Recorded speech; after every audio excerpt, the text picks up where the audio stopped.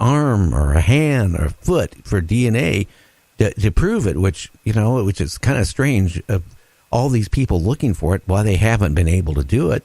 It just makes me wonder if these things are shape-shifting and using what, would scare us, get us out of the area. Well, I actually saw Bigfoot. I saw two of them on the side of Mount Adams. But one of the things that always perplexed me was the Kachinas, that the Navajo have the Kachinas. And when you look at the Kachinas, they're, I hate to get on the Ancient Aliens bandwagon, but, when you look at the Kachinas, some of the costumes that the Kachinas wore, they do have a certain amount of resemblance to, to like space suits and other stuff. So, no. I mean, I think it was Arthur C. Clarke that said that, if you run across a civilization that's sufficiently advanced, their technology would appear to be magic. So, it's totally conceivable. But the screen memories of the owls are definitely a thing. Bigfoot, I don't know. I mean, I've seen Bigfoot, so I tend to believe it's an actual thing. Now, when you saw Bigfoot, because like I said, around 2002, up in the Canadian Rockies, we were up at an old Japanese internment camp. It was used during World War II, out in the middle of nowhere. I think the closest, like, little town, and it wasn't even really a town, was a gas station, a little store. It was like 15 miles away. To get to this place, you had to take a back road and then hike in about 2 miles. And I'm going to tell you what I saw, and what my friend, who was a medical doctor, he just got out of doing his internship, and he just was ready to open up a practice. This road trip we went on, a photographic one, was just to, relax before he started doing his, thing, being a doctor and having all that stress. And, we were up there, and he said, "Hey, Gary, look at that huge bear." Now, there was like a little stream there on the base of the mountain. And, I had my telephoto lens on. He had a wide angle lens on his camera. And we were taking, pictures of the area.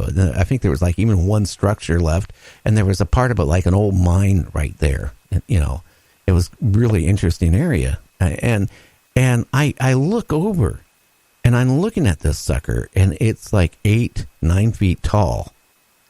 And it kind of, at first I thought it was a bear, but then I noticed that the arms, well, gee, got somebody calling here, and that's interesting. That happens here.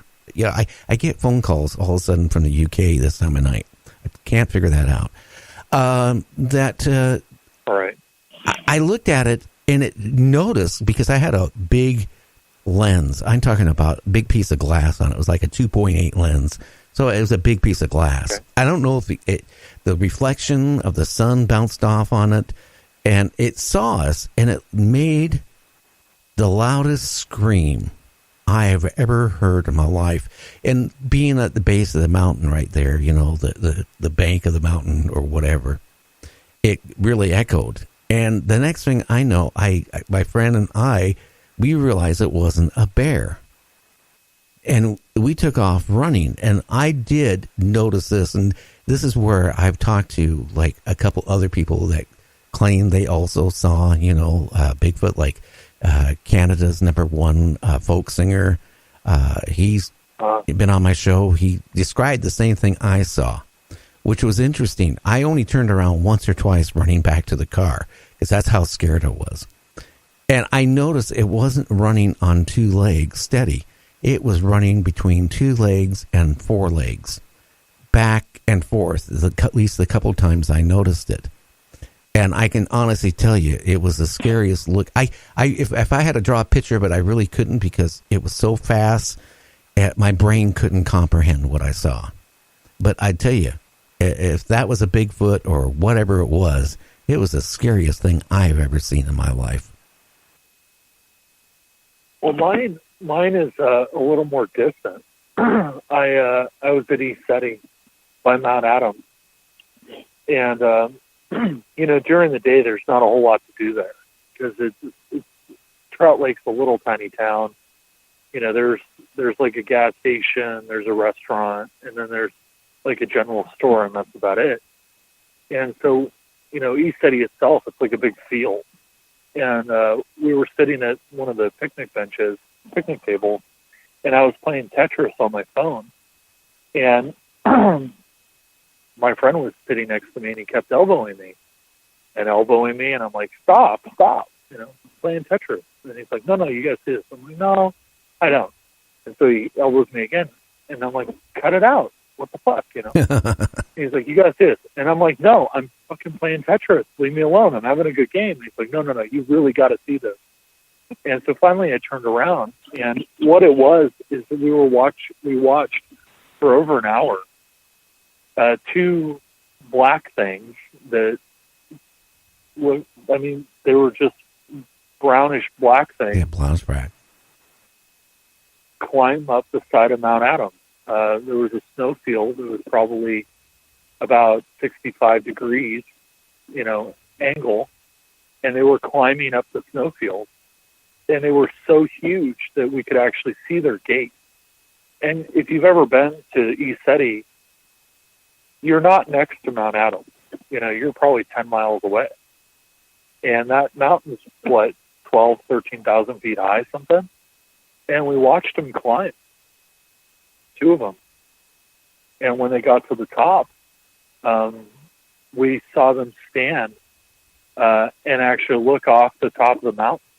And then they descended down into what must have been a crevasse. And my other friend was there. He saw it too. There were three of us. And my other friend, Chris, he's much better at math than me. I'm the wrong kind of engineer for math.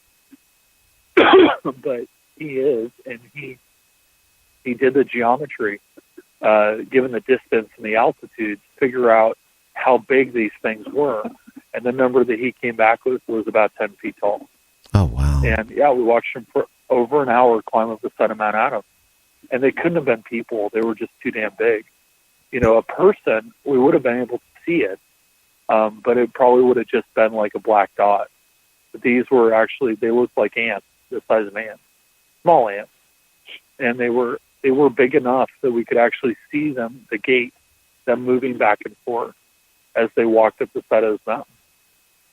It was a snowfield, so they were very clear against it because they were dark and they were brownish black. I tried to take a photo, but all I had was an iPhone, and I wasn't going to cut it. None of us had telephoto lenses or anything. I'm just wondering if they went from 2 legs to 4, all fours, 2 or 4. It was too far. I couldn't tell you that, but what I did see is that they stood upright on the very top of the mountain, just below the summit, and we had picked them up on a snowfield above the tree line, and we watched them for over an hour. And time when you see something like that, time is unreal. Time just doesn't exist. You're just so transfixed. The only reason we knew it was an hour is I knew when I started my game, and then I know when I abandoned it. Well, I can honestly tell you, like in the case with me and my friend, when we ran back to the car, I had people say, well, why didn't you take a picture of it? Well, I'm going to be blunt and honest with you. I was in the military and all that stuff, and I went through some weird, interesting things. But I tell you, when you see something like that and it decides to come after you, you got only one thing in your mind, and that's to get the hell out of there. And you're thinking about survival. And that's to be blunt with you. Now, I don't know if it had a mate with it or what, but I'll tell you, when we got back to, my wife was nice enough. About 2 weeks before we went on this trip, she went out and bought a brand new Cavalier, a black Cavalier. And she didn't think my Jeep would make that long a trip because we were going to do the Canadian Rockies and we were going to be gone for a couple of weeks. Right. Well, by the time we got back to the car, I got into the car before my friend got into it. I started it, and I noticed to the right there was this creature, and again, maybe 8, maybe 9 feet. I don't know. And I can tell you the odor was so bad. It smelled like a combination of muss and urine and other stuff. Yeah. And it was so bad it gagged me. And it actually burnt my throat. I can tell you that. That's a fact. I started the car. My friend is trying to get in the car while I have it in drive, and I'm giving it the gas. And, you know, I could have killed my friend, actually, because my mind wasn't even thinking. I just wanted to get out of there.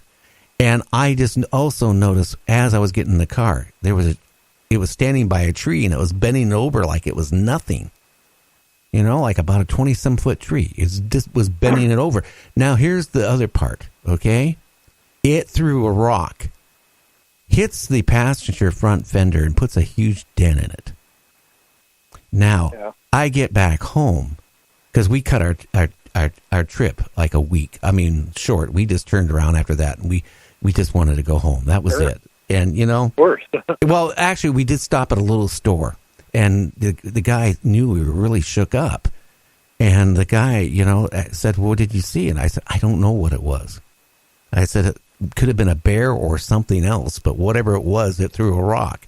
The guy says, well, you're very lucky because 2 weeks ago, a woman was out hiking and a bear got a hold of her and ate half of her by the time they found her.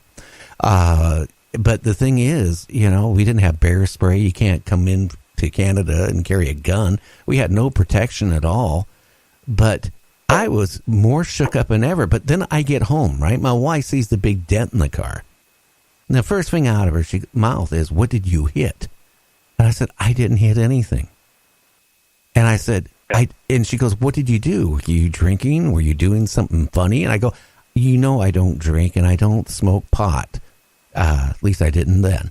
And I said, no, I didn't do anything. But a creature threw a rock and put the dent in it. Yeah, she still don't believe me to this day. You know, if I wouldn't have had Ed Romans on my show, who's the Canadian folk singer, I would have never even talked about it on my show. He's the one that, you know, we were talking an hour before we went on the air. And his encounter was very close to mine. He was out near where he lived, out in the woods, on a trail, kind of went up towards a little bit of a hill or mountain up by British Columbia.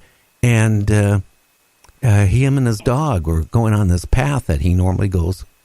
And about 1,000 feet from him, or 1,000 yards, or whatever, I can't remember which one it was, he saw a creature.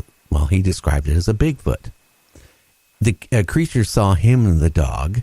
The dog actually took off running first. He decides he's going to take off running, right? And he looks back a few times, and he's noticing the same thing I saw. It was running on 2 legs, down to 4s, back to 2, back to 4s.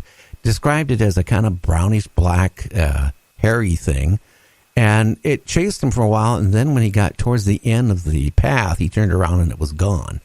But, you know, I don't know. I don't know what I actually saw. That's why I just wish somebody someday would, you know, get proof of it. You know, it's funny that you mentioned the fear. That's only really ever happened to me once. And I had a website a long time ago when I was in college. And my girlfriend and I lived in this apartment. And the guy who was our handyman knew that I was a bit of a UFO nut.